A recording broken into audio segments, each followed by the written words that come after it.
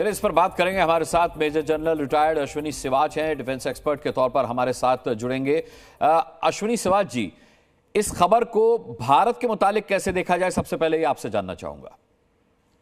हाँ देखो अनुराग, पहले तो सच्चाई है कि एक बड़ी दुख भरी खबर है कि जिस प्रकार से ईरान के प्रेसिडेंट इब्राहिम राइसी जो कि अजरबैजान गए थे, वहां पर उनके जो बॉर्डर है आरस नदी, वहां पर थर्ड डैम जो था जहां हाइड्रो प्रोजेक्ट बनना है उसकी इनॉग्रेशन, और वहां पर अजरबैजान के भी प्रेसिडेंट थे। और ये हादसा होना बड़ा अचंभे वाला है। पहले तो ये भी आपने बहुत अच्छा बताया कि इसके रीजन क्या हो सकते हैं। देखो, एक तो वेदर कंडीशन बहुत खराब थी, फॉग था, और उसके बाद हो सकता है कोई मैकेनिकल फेलियर हो हेलीकॉप्टर में, या तीसरा पायलट एरर भी हो सकता है, और जो चौथा जिसकी ज्यादा अटकनें लगाई जा रही हैं वो एक साजिश भी हो सकता है। क्योंकि इस इलाके के अंदर जो अजरबैजान का इलाका है, यहाँ पर आप अगर देखें तो मोसाद काफी सक्रिय है। अगर आर्मेनिया और इजराइल की लड़ाई जब हुई थी तो इजराइल जो था वो अजरबैजान के साथ खड़ा होता, टर्की और इजराइल उन्होंने ही ड्रोन दिए थे, और इसी के कारण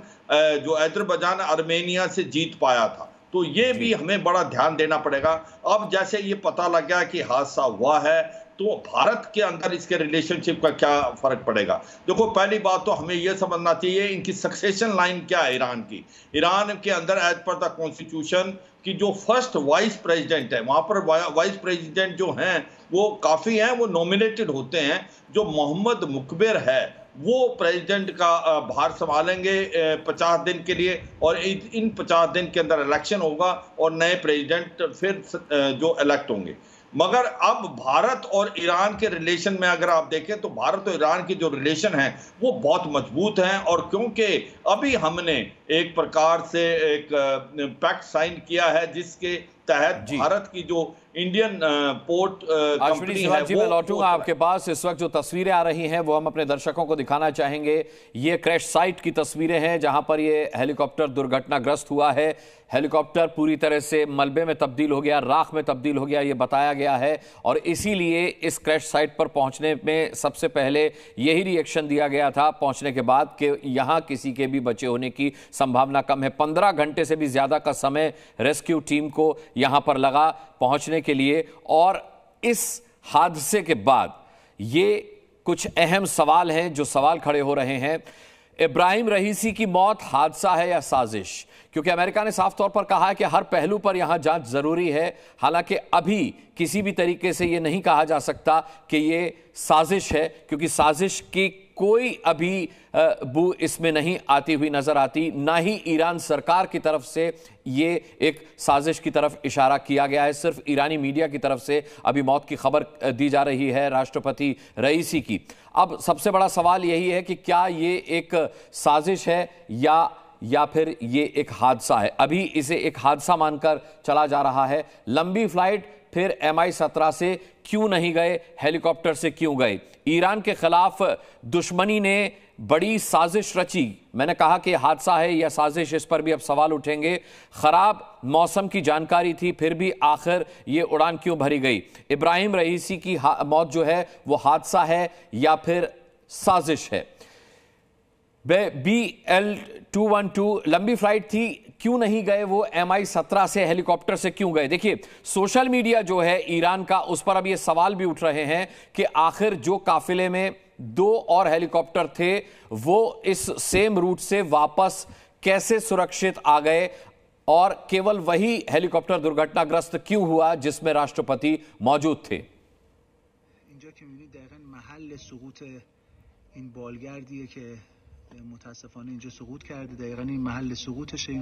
हमारे साथ लगातार मेहमान जुड़े हुए हैं। अश्विनी सिवाच जी, यहां पर हादसे से ज्यादा साजिश को लेकर के भी अब सवाल उठाए जा रहे हैं। यह कितना मुमकिन है कि यह हादसा ना हो, एक साजिश हो? हालांकि ईरानी सरकार की तरफ से अभी इस तरफ कोई सवाल नहीं उठाया गया है, लेकिन हम देख रहे हैं कि सोशल मीडिया पर इसे हादसे के साथ साथ साजिश भी बताया जा रहा है।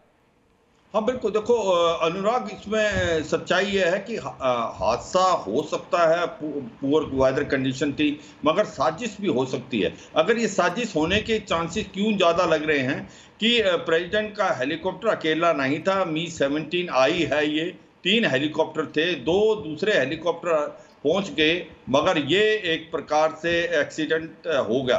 वो 2 हेलीकॉप्टर इसके साथ होने चाहिए थे, वो कैसे पहुंच गए? इसका मतलब वेदर कंडीशन इतनी खराब तो नहीं थी।